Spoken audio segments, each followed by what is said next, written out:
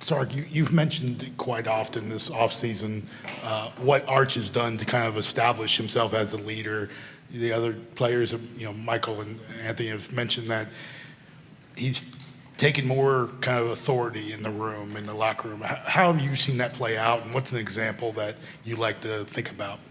Yeah, I think that, naturally for a player, especially like Arch is a great teammate. And he's humble, he's got great work ethic, he's very relatable to the guys. And I felt like coming into this year, and I think Arch would be the first one to tell you, one of the more challenging things to do is when you're a great teammate and you're working hard, but you haven't been that frontline guy yet, is how do you take on that authoritative state when you haven't yet done it, right? And what we've had to explain to him was, you've earned it. He's earned it. He's earned the respect of his teammates that way. And so I think now more than ever, there hasn't been some, gigantic thing that he's had to do, but you feel his presence much more on a regular basis that way. But you feel it in a way where it's authentic to him. And he's not trying to be something that he's not. And I think that that's probably the most key component in his growth as we've been going through it. Right side in the back. Travis Tyndall, ESPN Austin. Good afternoon, Coach Sarkisian. Hey. As a competitor, how do you feel about the awesome chance to play the team that you last played the first game out of the chute, and personally, and how does the team feel? Yeah, I think the competitor in you loves the opportunity because it's like, well, that's the next chance is the same sting that you felt. The reality of it is, when you really dive deep into it, we're different teams again. We're a different team, they're a different team, a lot of new faces, transfers, different players, different coaches, different coordinators. And so once you get over the emotion of being excited to play that same team again, and you drill down to the tactical part of it all, which is, man, we got a lot of work to do. This is a very talented team. They got new offensive coordinator, new defensive coordinator. We've got some new coaches that we're getting acclimated to what we're doing. We've got new faces, new players that we're going to be counting on, some transfers and things. You start to shift the focus away from the emotional side, and you start drilling into, this is going to be a good team. It's going to be a tough environment. We're going to need to play good football that day to come out on top. And so that's where our focus goes to. And I think our players in the same vein. The competitor in you is easy. Yeah, we want to go win that game. We want to go avenge the loss. But the reality is this is a whole new year and different set of circumstances obviously on the table, but obviously recognizing and respecting that this is a heck of an opponent. It's going to be a great challenge. Left side, third row. Hi, Coach. AP Stedham, AP as we see it. Coach, what did your team do well last year, and what would you like to do slightly better? Yeah, I think a couple things we did well last year was we got after the football on defense, and we got after it a variety of ways. We created turnovers in the passing game. I thought our secondary played really good football last year. We were able to get after the quarterback and get him on the ground and cause fumbles. And so that aspect of defense, we were violent, we were fast, we created turnovers. Offensively, everyone's going to want me to say we need to be better in the red area, which is true. We need to take care of the ball better on offense. We were way too loose with the ball, too many turnovers, too many times where we could have really seized games and didn't because we turned the ball over, or we put our defense in an unfortunate situation. And on the next thing is the kicking game needed to improve from where we were last year. And we made some adjustments there. Our field goal percentage wasn't where we wanted it to be. The punting game, especially early in the year, wasn't where we wanted it to be. So you try to just address those areas. You put more of an emphasis on taking care of the ball. You go out to the portal and you get a punter and you get a kicker. So you try to address the issues that you have to try to get better at those things, all the while continue on the things that you do well, which I thought we did a great job last year, as I said, on defense of getting after the football. Middle, third row, then pass it one behind. NickKellyAL.com. Ryan Grubb and his offenses, you've coached against a few of them, or your staff has during his time at Washington. Just kind of want the scouting report. What is Alabama getting in him as a play caller? Well, I've only gone against him one time, if I'm right about that, and they had a really good passing team. They had Michael Penix and receivers, and definitely a attack-oriented group that's gonna attack you vertically with shots down the field, gonna attack you from a screen game, multiple shifts, formations, things that challenge you that way. It's a definitely a pro-style approach where the quarterback's gonna have his opportunities to take his shots at you down the field. Front row. How you doing, Coach? Tony Reese, WTVM out of Columbus, Georgia. Just want to talk about newcomer Justice Terry and kind of the immediate impact you hope to really utilize him with. Yeah, Justice has been a great addition. You know, he's got high work ethic, high drive, loves the game of football.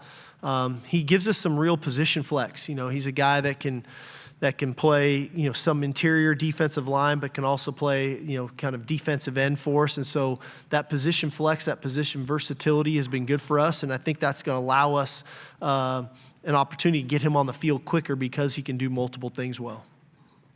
Here in the middle. Tyler Shaw with KBTX in College Station. How much did you enjoy being a part of the renewal of the Lone Star Showdown last year, and how much are you looking forward to it returning to Austin this year? Yeah, that was awesome. The Lone Star Showdown was a really cool environment and great atmosphere in Kyle Field. Night game, a lot on the table. Not only just the rivalry in itself, but the winner of that game was going to get an opportunity to play in the SEC championship. And like I said, it's one that I'm glad we've been able to get going again. It's a historic one, great matchups, great teams, great players, great coaches, and so like any rivalry for me, I'm humbled and honored that I get to be part of it now, because as a kid, those are the ones you watched, right? And you got a chance to see those games on Thanksgiving weekend between Texas and A&M, and so to be part of it now, it's pretty special. And now to have the Aggies come to DKR for the first time, and I don't know how long, is pretty special, and I'm sure there'll be a lot riding on that game too, Friday night, after Thanksgiving. Right side, third row, then pass it to your right behind you. Jeff out on Texas football. Sark, just on the perimeter skill talent on both sides, seems like you and Coach Jackson are getting some bigger-bodied, wider-frame guys in the receiver room. Is that something you guys sought out to do, or is it a byproduct of just kind of who was on the board? And then do you feel like you've got the bodies down at corner, the types of skill sets you've talked about being sticky in man coverage? I think since you got here, do you feel like you've got the guys now to where you can do more of that? Yeah, no, it's been a little bit intentional of recruiting a little bigger at the wideout spot. One thing about this conference, I don't want to say that underestimated, but you better have one or the other. You better have elite speed, or you better have some size about you. Because it's so physical on the perimeter, and everybody's throwing perimeter screens. The corners in this league are long and physical and can run. And so if you want to be effective, which that is a part of our game that we want to be effective at, of getting that ball on the edge, you got to be able to block these people, and if you can't block them, they're going to run right through you, and it feels like a wasted play. You're 2nd and 12, I could have ran a dive, to do that. And so we felt like we've had to evolve a little bit that way. Obviously, Wingo provides that. Emmett Mosley's got some good size to him. Jamie French, Kalik Lockett, those guys. So, Parker Livingstone.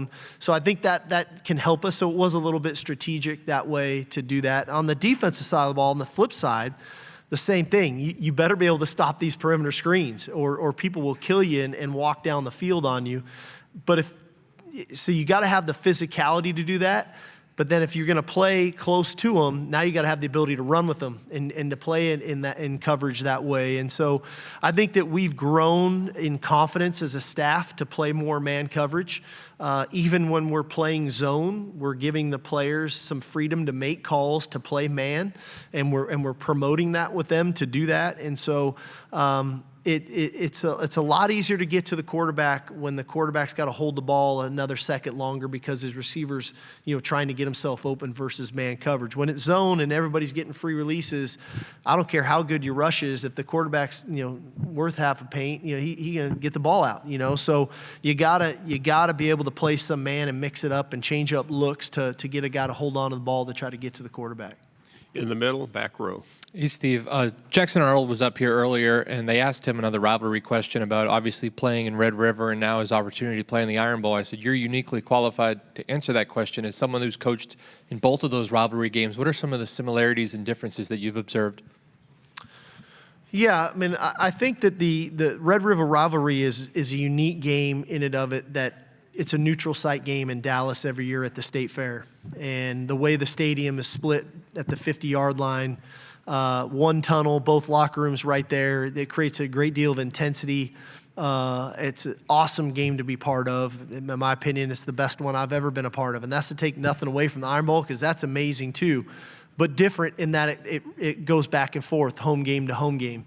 I do know when you're at Alabama and you go to Auburn, probably the toughest place to play in the country. You know, in that game in particular, as an opponent going into Jordan-Hare Stadium, it's one of the loudest things I've ever heard, and so that creates its own challenges that way too. So it's a great game. I think rivalries in college football are what make this thing so special, and the fact that, like, I've been a part of some great ones, man, and those are two of them, but I've just been fortunate that way to be part of some really cool ones. Right side, fourth row. Levon Whitaker, KXAN in Austin. Coach, I want to get your thoughts on Michael Tapp and his tie. Did you hear about it before you seen it? Did he talk to you? And what are your thoughts on a guy like your leader doing something like this off the field to just use his platform for those that were impacted in the Texas floods? Yeah, you know, anything Michael does never surprises me.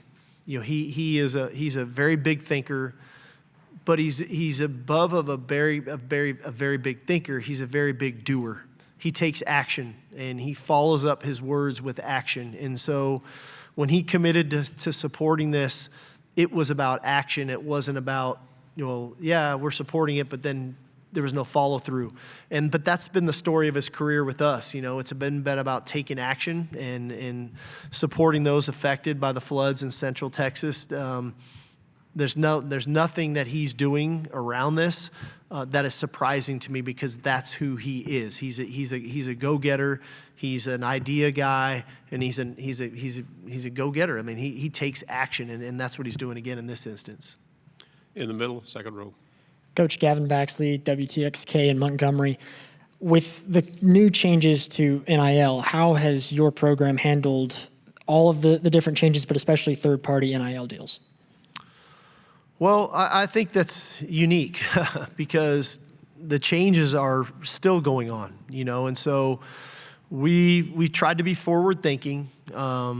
You know, naturally what we've tried to do is submit as many third-party NIL deals as we can to see what's getting passed and what isn't, and we're starting to get some of those things back. And so the point being, I think it's a slippery slope when you rely upon third-party NIL deals as part of a revenue share, as part of a publicity rights, or as part of a contract with a player.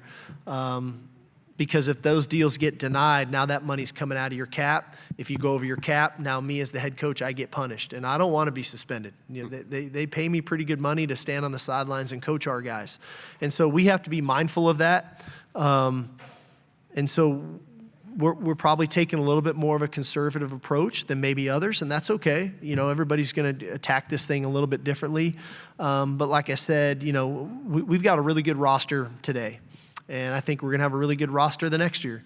And my goal is that we're going to continue to have really good rosters for years to come. And part of that is recruiting new players. Part of that is retaining the players that we do have. Part of that is recruiting players out of the portal. But to do that, we've got to be mindful of the resources that we have available, and not overextend ourselves and to make promises and you know, writing checks that can't be cashed. Left side, second row. Hey, Coach. Bruce Marshall from WHBQ Memphis. You, Lane Kiffin, Kyle Whittingham, Andy Reid, this is a tremendous coaching tree, and I researched it more, and it just goes for pages. It all leads back to Lavelle Edwards. I don't think any coach has that sort of impact with that sort of a coaching tree. What was it when you were playing there? Could you sense, and what did you pick up from that seemed to be special that all these other coaches picked up too? You left out a great one, Mike Leach. Mike Leach? Yep. Hal Mummy. You know, there's been some great coaches. You know, I think that Coach Edwards was a little ahead of his time. And, you know, going back even in the early 80s, you know, when he had Mark Wilson, when he had Jim McMahon, when he had Steve Young, Robbie Bosco, BYU was throwing the ball before anybody was really throwing the ball. A lot of teams are still in the wishbone, and they made a decision to throw the ball. That was going to be their way to win, and that was what was going to make them different than some of the other schools. As it evolved into my time when I got there in the mid-'90s, it was still growing. And what it really grew into, that offense, a lot of great minds, moved on from there. Norm Chow, different people had moved on from there. But what came out of it was the air raid offense. And when Hal Mumme and Mike Leach left, that the air raid became the air raid when they went to Valdosta in Kentucky, and then all of that tree of the air raid coaches now became, and look at that tree from Cliff and Lincoln and all the guys that have gone on to do great things there as well. So, ton of respect for Coach Edwards. Learned a ton from him. I wouldn't be the head coach today had I not played for him. In his ability to make you feel confident as a player that you could go out and do the job that you were asked to go do. Coach, terrific job. I wish we had more time. Thank you very much. Thank y'all. Hook 'em.